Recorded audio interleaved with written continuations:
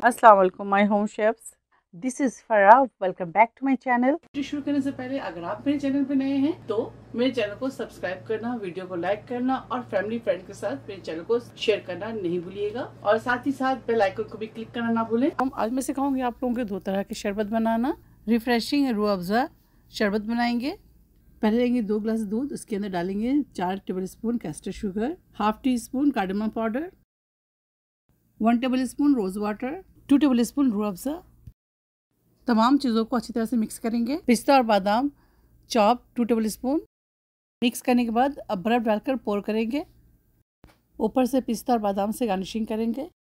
Second शरबत, इसके लिए चाहिए मुझे 1 गिलास बॉयल और ठंडा करके दूध लेंगे। इसके अंदर 7 टेबल स्पून रूह अफ़ज़ा डालेंगे और इसको अच्छी तरह से मिक्स करेंगे। आइस ट्रे में से पोर करेंगे। उसके ऊपर से पिस्ता पाउडर डालेंगे, उसके बाद इसे फ्रीज़ करेंगे।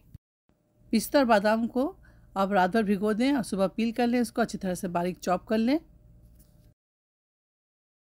आप शुगर सिरप तैयार करेंगे। 1 कप पानी, 2 कप चीनी, 6 अदद छोटी इलायची और 2 टेबल स्पून रोज़ वाटर डालकर इसको अच्छी तरह से बॉईल कर देंगे जब तक चीनी मेल्ट ना हो जाए।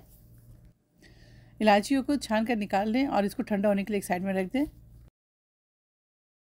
अब एक मिक्सी जार ले लें, इसके अंदर 5 कप दूध डालेंगे, साथ ही 1 कप शुगर सिरप डालेंगे और इसके अंदर 3 टेबल स्पून बादाम और पिस्ता डालेंगे, यानी कि 3 टेबल स्पून बादाम, 3 टेबल स्पून पिस्ता। अब इसको अच्छी तरह से ब्लेंड कर लेंगे।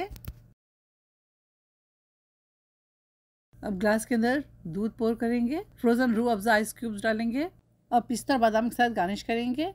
अगर आपको मेरी दोनों वीडियो अच्छी लगी तो ज़्यादा लाइक करें और मुझे दुआ में याद रखें। इस मुहर्रम में इसे ज़रूर ट्राई करें। अल्लाह हाफ़िज़, अस्सलाम वालेकुम।